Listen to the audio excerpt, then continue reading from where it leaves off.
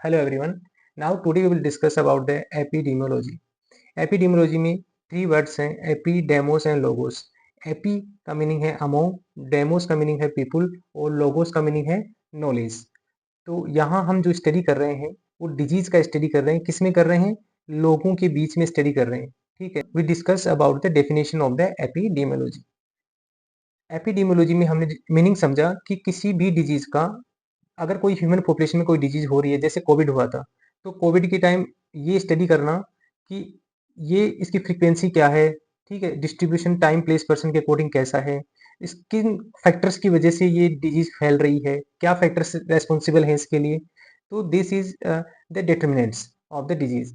तो जब भी कोई कम्युनिटी लेवल पर कोई डिजीज आती है, तब उस एक एपिडेमियोलॉजिस्ट उस डिजीज के बारे में, उस डिजीज की फ्रीक्वेंसी, डिस्ट्रीब्यूशन और डिटर्मिनेंट्स का स्टडी करता है. ठीक है. तो ये जो स्टडी है, ये ही स्टडी क्या कहलाती है? एपिडेमियोलॉजी. तो यहाँ 3 वर्ड्स बहुत इंपॉर्टेंट है. First of all is frequency. अब फ्रीक्वेंसी क्या है यहाँ पर? यहाँ फ्रीक्वेंसी का मतलब है नंबर ऑफ केसेस. किसी पर्टिकुलर डिजीज के कितने केसेस आए हैं. जैसे मान लीजिए जब कोविड इंडिया में इंट्रोड्यूस हुआ था, तब नंबर ऑफ केसेस काउंट किए जा रहे थे. तो this is the frequency of disease. ठीक है. उसके बाद में ये देखा जा रहा था कि ये डिजीज कहाँ कहाँ डिस्ट्रीब्यूट हो गई, कौन से स्टेट में कितने केस आ रहे हैं. ठीक है. तो ये देखा जा रहा था distribution according to place, according to time और according to person. Time time का यहाँ हम देखते हैं. तो टाइम में हम ये पता करते हैं कि कुछ डिजीज ऐसी होती हैं जो किसी स्पेशल सीजन में आती हैं, सच एज डायरिया. डायरिया कौन से सीजन में आता है? ये आता है रेनी सीजन में. ऐसे ही अगर इन्फ्लुएंजा की बात करें तो it occur in winter season. तो कुछ डिजीज होती हैं जो टाइम से अफेक्ट होती हैं. ठीक है. तो ये टाइम का स्टडी हो गया. प्लेस, कुछ डिजीज में वेरिएशन आता है प्लेस के according, such as rural area में और अर्बन एरिया में अगर कंपैरिजन किया जाए, तो हाइपरटेंशन का केसेस अर्बन एरिया में की बजाय, अर्बन एरिया में केस ज़्यादा आते हैं बजाय कि रूरल एरिया. तो ऐसे ही अगर हम बात करते हैं पर्सन की, तो पर्सन की बात करते हैं तो जैसे एज के अकॉर्डिंग बात करें पर्सन की, तो कुछ डिजीज होती हैं जो चिल्ड्रन में ज़्यादा होती है, सच एज मिजल्स. तो मिजल्स चाइल्डहुड एज में ज़्यादा देखने को मिलता है बजाय कि एडल्ट में. तो this is affected by age of the person. And age, sex and marital status, these are the effect of the disease condition. ऐसे ही अगर बात की जाए third important thing, that one is determinant. Determinant are the factor of the disease. Okay. Her disease के लिए कुछ factors responsible होते हैं, तो उन फैक्टर्स का भी यहाँ स्टडी किया जाता है. ये डिटर्मिनेंट्स क्या है? ये फैक्टर्स हैं, या हम कहें इसको कि ये कोज हैं तो भी गलत नहीं है. ठीक है. ये कारण है किसी डिजीज के होने के, तो कारणों का पता किया जाता है. ठीक है. तो जैसे कि किसी के अंदर लंग कैंसर है, तो कारण क्या हो सकता है उसका फैक्टर क्या बन सकता है? स्मोकिंग. तो smoking can cause lung cancer. तो these are the factors. Okay. तो यहाँ हमने 3 इंपॉर्टेंट थिंग है जो एपिडेमियोलॉजी की डेफिनेशन में इंक्लूड होती हैं. First of all frequency, distribution and determinants of disease in man और ह्यूमन. अब इनका स्टडी हम क्यों कर रहे हैं? To control and prevent the disease. अब एपिडेमियोलॉजिस्ट स्टडी की, डिस्ट्रीब्यूशन की और डिटर्मिनेंट्स की, इनकी स्टडी क्यों करता है? ये स्टडी करता है, अब डेफिनेशन देखिए नीचे, मेजर टू कंट्रोल और प्रिवेंट द डिजीज. डिजीज को कंट्रोल करने के लिए और प्रिवेंट करने के लिए वो ये स्टडी करते हैं. This definition given by the doctor John M Last. तो ये यहाँ तक समझ में आ गया कि epidemiology is a study in human related to disease. And इसकी डेफिनेशन में 3 वर्ड्स इंपॉर्टेंट हैं: frequency, distribution and determinants. Frequency is the number of cases and distribution according to time, place और person. And determinants related to factors or cause of disease. Okay. So this is the definition of the epidemiology. Definition के बाद हम discuss करेंगे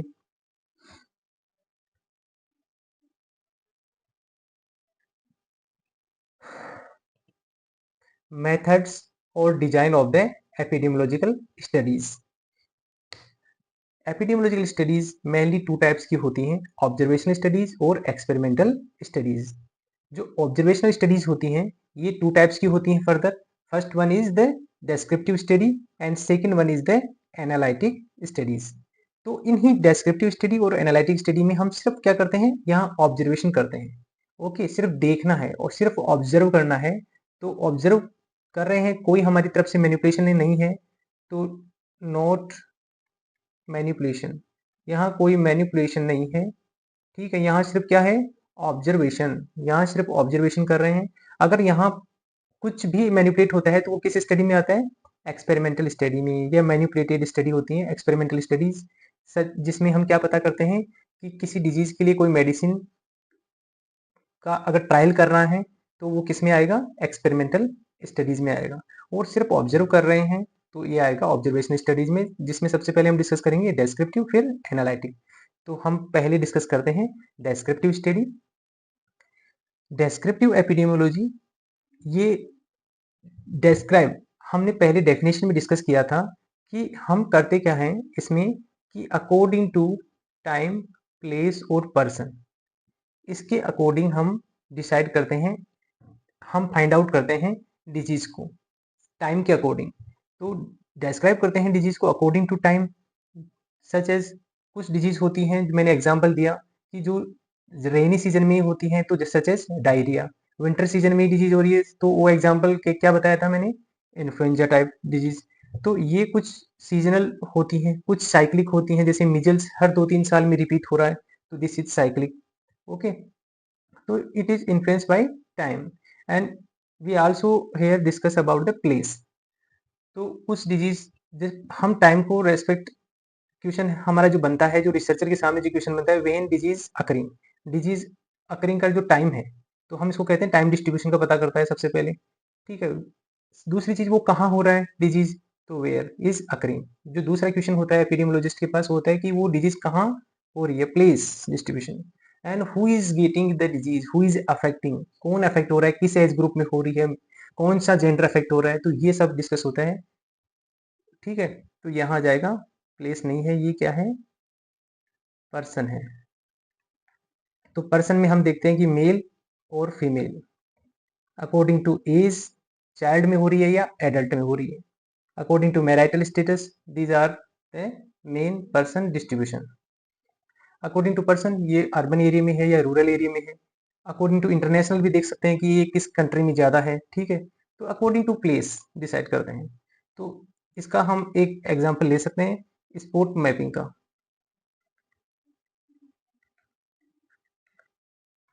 sport mapping की help से ये पता कर सकते हैं, सच है जैसे किसी पर्टिकुलर एरिया में डायरिया के केसेस ज़्यादा आ रहे हैं। ठीक है, तो वहाँ जो सबसे पहले जैसे ये स्पोर्ट मैपिंग की मैपिंग जो जिसने की, ठीक है, तो उन्होंने कैसे पता किया, जॉन स्नो ने, कि ये स्पोर्ट मैपिंग का यूज़ सबसे पहले जॉन स्नो ने ही किया था।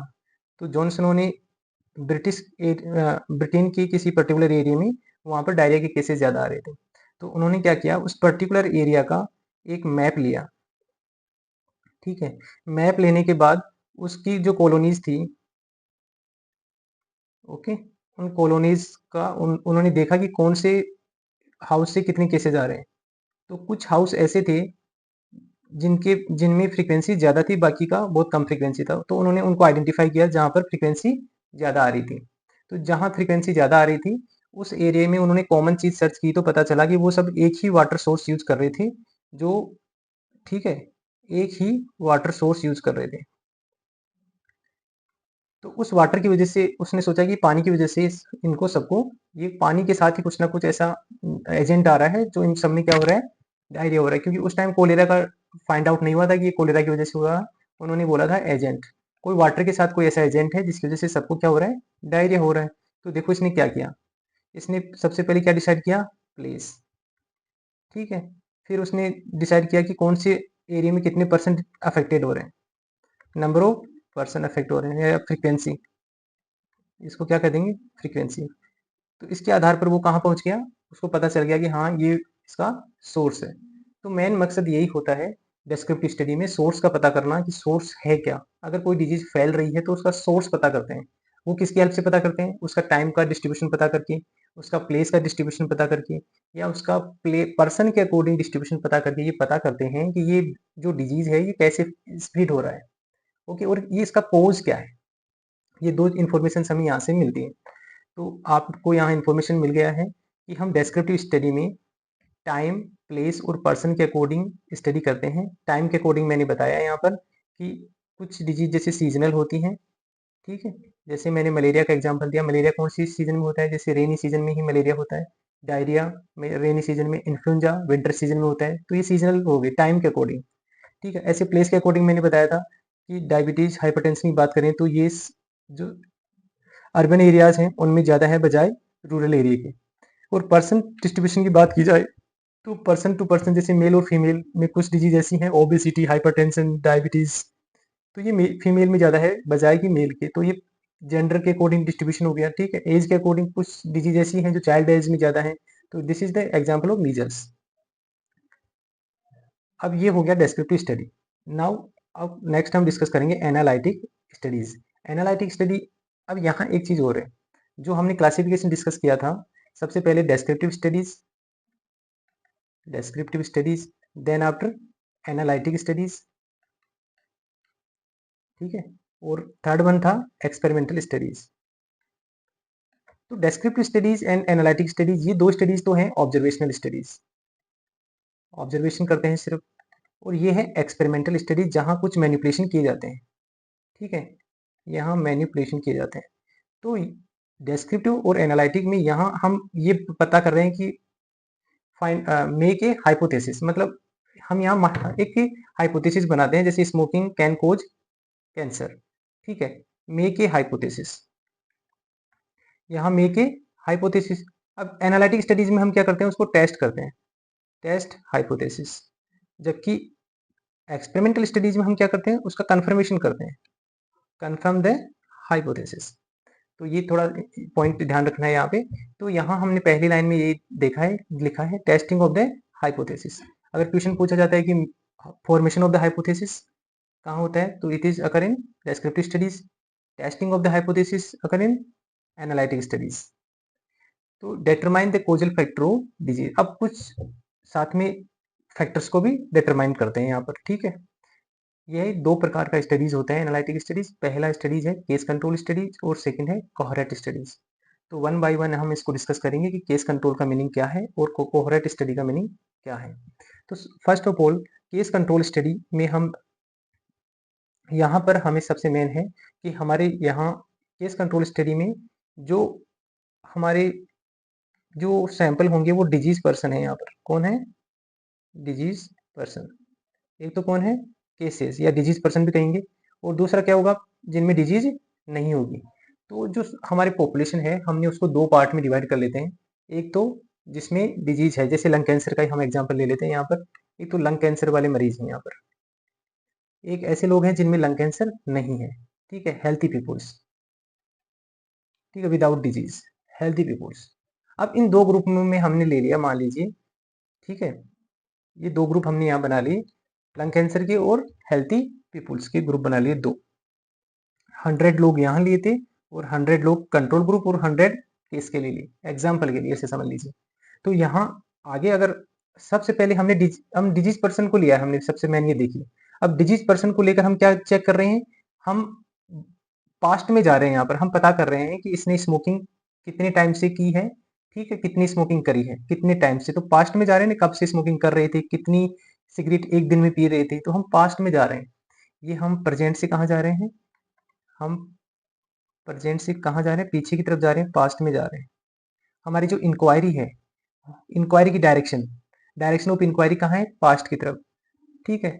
मतलब टाइम के अगेंस्ट है इंक्वायरी। अब देखिए टाइम तो अपना फॉरवर्ड लोकेशन में रहता है, बट हमारी जो इंक्वायरी है टाइम की क्या है? एकदम अगेंस्ट है, डायरेक्शन अपोजिट है, टाइम डायरेक्शन के अपोजिट है। तो यहाँ ये चीज ध्यान दीजिए कि मान लीजिए अब हम ये देखना चाहते हैं पास्ट में जाके कि ये स्मोकिंग कितने टाइम से कर रहा था और कितनी सिगरेट पर डे पी रहा था। इस तरीके से हमारा इसमें फाइंड आउट करते हैं। तो पास्ट में जाके ये जो 100 केस थे, 100 केसेस लंग कैंसर के, तो इनमें से कुछ ऐसे थे जो एक्सपोज थे और कुछ अनएक्सपोज थे। मतलब एक्सपोज का मीनिंग यहाँ है स्मोकिंग स्मोकर, और ये नॉट स्मोकर। ऐसा तो है नहीं कि सभी स्मोकर्स को ही लंग कैंसर होता है, जो स्मोकिंग नहीं करते उनको भी लंग कैंसर होता है। बट अब हमें ये देखना है कि स्मोकिंग लंग कैंसर से रिलेटेड है या नहीं है। तो यहाँ देखने के लिए, ये टेस्ट करने के लिए हमने 100 केस लिए।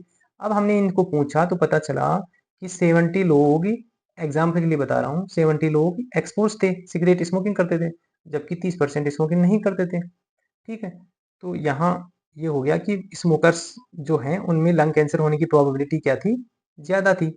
ठीक है, क्योंकि 70% प्रोबेबिलिटी है ना उसकी लंग कैंसर होने की, जबकि जो स्मोकर नहीं है उनमें 30% है, 30% को ही हुआ है, जबकि ये 70% को लंग कैंसर हो गया।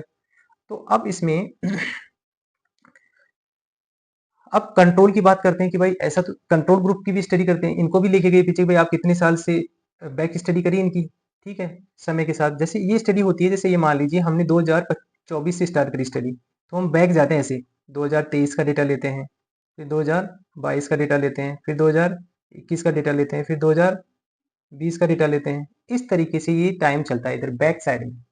ठीक है, तो पेशेंट की फाइल में से हम डेटा कलेक्ट कर लेते हैं। ठीक है, या उनसे वर्बल इंफॉर्मेशन भी ले सकते हैं, वर्बली भी पता कर सकते हैं, इंटरव्यू मेथड से पता कर सकते हैं। तो यहाँ ये देखिए कि जो हेल्थी पीपुल्स थे उनमें से 100 में से सिर्फ 30 लोग ही स्मोकिंग कर रहे थे, 70 क्या थे, नॉट स्मोकर। तो जो स्मोकिंग नहीं कर रहे थे, तो वो सारे, इस वजह से यहाँ पर लंग कैंसर भी कम हुआ है लोगों को, ये हेल्थी पीपुल्स थे सारे। तो यहाँ ये एक डेटा निकल के आता है, जिससे हम आगे एनालिसिस करते हैं, डेटा एनालिसिस, उसके थ्रू पता करते हैं कि ये यहाँ पर जो स्मोकर्स थे उनमें लंग कैंसर ज़्यादा हो रहा है। ठीक है, तो ये अब हमने यहाँ देखिए, हमने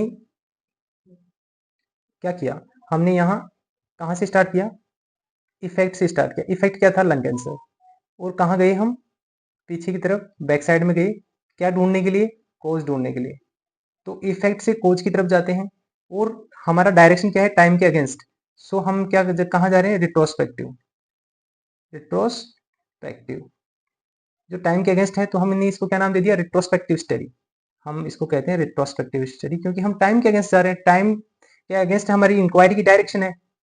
ठीक है, डिजीज ऑलरेडी हो चुकी है, लंग कैंसर हो चुका है, हम सिर्फ ये पता कर रहे हैं कि स्मोकर कितने टाइम से कर रहा था। तो ये हो गया रिट्रोस्पेक्टिव स्टडी भी कहते हैं। ठीक है, इफेक्ट टू कॉज स्टडी भी कहते हैं इसको, केस कंट्रोल स्टडी भी। तो इसके कुछ अदर नेम भी हैं, जैसे रिट्रोस्पेक्टिव स्टडी आपको समझ में आ गया क्या, क्योंकि ये प्रेजेंट से कहाँ जा रही है, प्रेजेंट से पास्ट की तरफ जा रही है, तो इसको क्या कह दिया, रिट्रोस्पेक्टिव स्टडी। बैकवर्ड लुकिंग है, पीछे की तरफ, बैकवर्ड लुकिंग है या फॉरवर्ड लुकिंग है। फॉरवर्ड लुकिंग कहते हैं लॉन्गिट्यूडनल स्टडीज को, जो जैसे आज 24 से स्टार्ट करी, 25, 26, 27, 2028, इस तरीके से, ये फॉरवर्ड लुकिंग। बैकवर्ड लुकिंग, पीछे की तरफ पास्ट ईयर्स में जा रहे हैं, तो बैकवर्ड लुकिंग स्टडीज है। तो इफेक्ट टू कोज स्टडीज हो गया, मैंने बता दिया आपको कि हम इफेक्ट से स्टार्ट करते हैं इसको, इफेक्ट, और कहाँ जाते हैं, कोज की तरफ जाते हैं। इफेक्ट यहाँ क्या था, इफेक्ट था यहाँ पे लंग कैंसर, और हम कहाँ जा रहे थे, क्या ढूंढने के लिए, स्मोकिंग का पता करने। तो this is the effect to cause. और आउटकम टू एक्सपोजर, हम इफेक्ट को क्या कह दिया, आउटकम, तो इसी स्टडी का नाम है outcome to exposure. Outcome to exposure study. Disease to risk factor study, अब ये डिजीज ही तो है लंग कैंसर, तो इसका नाम क्या दे दिया, डिजीज टू। अब एक्सपोजर को रिस्क फैक्टर भी कह सकते हैं, स्मोकिंग इज रिस्क फैक्टर, तो डिजीज टू रिस्क फैक्टर। तो इसके कई नाम है, retrospective, backward, effect to cause, outcome to exposure, and disease to risk factors study. तो this is case control study. Second है कोहरेट स्टडी। कोहरेट स्टडी में अगर आप देखेंगे, तो यहाँ हमारा जो स्टडी होगा, वो यहाँ हम हेल्थी पर्सन से स्टार्ट कर रहे हैं। ठीक है, हमारी स्टडी में हम कहाँ से स्टार्ट कर रहे हैं इसको, हेल्थी पीपुल्स, हेल्थी पीपुल्स से स्टार्ट कर रहे हैं, और हमारी पॉपुलेशन सैंपल साइज में सारे हेल्थी पीपुल्स लेंगे हम। ठीक है, और हम चेक करेंगे उनमें कि स्मोकर्स स्मोकिंग कर रहे हैं। एक तो ऐसा ग्रुप ले लेंगे जो स्मोकर है, ठीक है, और एक ग्रुप बना लेंगे, 100 का तो ले लिया स्मोकर, और 100 का ले लिया ऐसा ग्रुप जो स्मोकर नहीं है। ठीक है, और हम चेक करेंगे लॉन्गिट्यूडनल वे में, जैसे 24 से स्टार्ट करी स्टडी, 2024 से स्टार्ट करी, और ये स्टडी जा रही है 2035 तक। तो ये लंबी स्टडी है, लॉन्गिट्यूडनल स्टडी है। और किसके टाइम के साथ चल रही है, हमारी डायरेक्शन किधर है, इंक्वायरी की डायरेक्शन टाइम के साथ, तो हम इसको फॉरवर्ड लुकिंग स्टडी कहते हैं, फॉरवर्ड लुकिंग स्टडी। ये समझ में आ गई बात। कोहेरेंट स्टडी को किस नाम से जाना जाता है, फॉरवर्ड लुकिंग स्टडी, बिकॉज ये टाइम, इसका जो डायरेक्शन ऑफ इंक्वायरी है टाइम के साथ है। ठीक है, यहाँ सैंपल क्या होता है, हेल्थी पीपुल्स होते हैं, जिनको जो सैंपल टू ग्रुप होते हैं, पहला एक्सपोज और दूसरा नॉट एक्सपोज। तो जो स्मोकर हैं उनमें डिजीज का पता करा तो पता चला 35 में जाके 70% लोगों को डिजीज हो रहा था और 30% स्वस्थ थे उनमें से। जबकि नॉट एक्सपोज में डिजीज सिर्फ 30% को हुआ था, जबकि 70% हेल्थी थे। तो इस तरीके के डेटा निकल के आते हैं, तो उससे पता चलता है कि हाँ, smoke affect the lung cancer, smoking occur lung cancer occur due to smoking, इस तरीके से फाइंड आउट निकल के आता है। तो ये चीज़ समझ में आई कि ये फॉरवर्ड लुकिंग स्टडी क्यों है। यहाँ पर हम हेल्थी पॉपुलेशन लेते हैं, लॉन्गिट्यूडनल स्टडी भी बोलते हैं इसको। ठीक है, ये टाइम के रेस्पेक्ट में इंक्वायरी चलती है आगे की तरफ, तो इसको फॉरवर्ड लुकिंग स्टडी भी कहते हैं, कोहेरेंट स्टडी भी कहते हैं। ठीक है, तो कोहेरेंट स्टडी भी 2 टाइप्स की हो सकती है यहाँ पर, कि अगर हम पास्ट में जाके वहां से इंक्वायरी चालू कर रहे हैं तो ये रिट्रोस्पेक्टिव कोहेरेंट स्टडी बन जाती है। ठीक है, ये आपको एग्जाम्पल से हम समझा सकते हैं यहाँ पर, कि मान लीजिए रिट्रोस्पेक्टिव रिट्रोस्पेक्टिव कोहेरेंट स्टडी। अब ये स्टडी में ज़्यादा है तो कोहेरेंट स्टडी, पर इसमें कर क्या रहा है एग्जामिनर, मान लीजिए ये आज का डेट है, प्रेजेंट डेट 24। अब इसमें होता क्या है, अब है तो फॉरवर्ड लुकिंग कोहेरेंट स्टडी, आपको कहीं भी पूछा जाए तो आप ये कहोगे कि it is forward looking study, ये हमेशा फॉरवर्ड लुकिंग है। फॉरवर्ड है कैसे, अब रिट्रोस्पेक्टिव भी और फॉरवर्ड भी है, ये इंपॉर्टेंट है समझना। अब ये क्या करेगा रिसर्चर, यहाँ पे चॉइस से सीधा जंप लगा के चला जाएगा, उसका डेटा या उससे इंटरव्यू करेगा, कहाँ से स्टार्ट, 2020 से स्टार्ट करेगा। क्यों, क्योंकि टाइम भी यही है और इसकी इंक्वायरी भी यही है, इस वजह से हम इसको कहेंगे फॉरवर्ड लुकिंग स्टडी। तो यहाँ ये क्या करेगा, यहाँ 2 केस लेगा ये, 2, ठीक है, और यहाँ स्मोकर्स ले लेगा और नॉट स्मोकर्स ले लेगा। ठीक, और यहाँ 24, ठीक है, 24 से आगे भी निकल जाएगा, तो मान लीजिए आगे निकलेगा तो वो अलग फॉर्म हो जाएगी। 24 तक उसने डेटा कलेक्ट कर लिया और उसने पता किया कि यहाँ आते आते कितने स्मोकर्स, 100 स्मोकर्स लिए थे, 100 नॉट स्मोकर्स लिए थे, तो उसने कहा कि 70 को डिजीज हो गया, 30 हेल्थी थे, यहाँ 70, 30 को डिजीज हुआ, 70 हेल्थी थे। मैं एक एग्जाम्पल के तौर पर समझा रहा हूँ ये चीज़, बट आपको समझ में आना चाहिए कि retrospective cohort study it is also forward looking study. तो now next we discuss about third one is experimental epidemiology. Experimental epidemiology में हमने क्या कहा था, हम यहाँ पर जो हाइपोथेसिस बनाई है हमने, जैसे smoking can cause lung cancer, तो हम इसका क्या करते हैं, हम कंफर्म करते हैं इसको। ठीक है, अब कंफर्मेशन का एग्जांपल हम ऐसे भी ले सकते हैं कि मान लीजिए कोई न्यू ड्रग है और हम उसको टेस्ट करना चाहते हैं, उसका कंफर्म करना चाहते हैं कि इसकी वजह से ट्रीटमेंट हो रहा है या नहीं हो रहा किसी पर्टिकुलर डिजीज का, तो उसके लिए उस न्यू ड्रग को हम एक्सपेरिमेंटल स्टडीज में लेते हैं। ठीक है, तो हम रिसर्चर मैनिपुलेट करता है, डोज मैनिपुलेट करता है उसका, ठीक है, उसकी फ्रीक्वेंसी मैनिपुलेट करता है। ठीक है, तो ये मैनिपुलेशन होते हैं, यहाँ पर कंट्रोल रहता है पूरा रिसर्चर का। यहाँ पर ये independent variable and observe effect on dependent variable, ये डिपेंडेंट वेरिएबल मान लीजिए डिजीज है, डिजीज पर्सन जिसको लंग कैंसर है, लंग कैंसर का पेशेंट क्या है, डिपेंडेंट। अब इस डिपेंडेंट पे हम जो इंजेक्शन यूज कर रहे हैं, जो मेडिसिन दे रहे हैं, this is the independent factor. अब इसका हम डोज बढ़ा रहे हैं, इंडिपेंडेंट है तो फैक्टर इसमें मैनिपुलेशन कर रहे हैं, इंडिपेंडेंट में डोज बढ़ा रहे हैं, इसकी फ्रिक्वेंसी बढ़ा रहे हैं, वो चेक कर रहे हैं इसका इफेक्ट, तो this is the experimental epidemiology. ठीक है, ये साइंटिफिक प्रूफ प्रोवाइड करती है, कंफर्मेशन करती है एक पर्टिकुलर ड्रग किसी पर्टिकुलर डिजीज की ट्रीटमेंट के लिए हेल्पफुल है या नहीं है। तो इस तरीके से ये experimental studies is the method of design of epidemiology. आशा करता हूँ आपको ये टॉपिक समझ में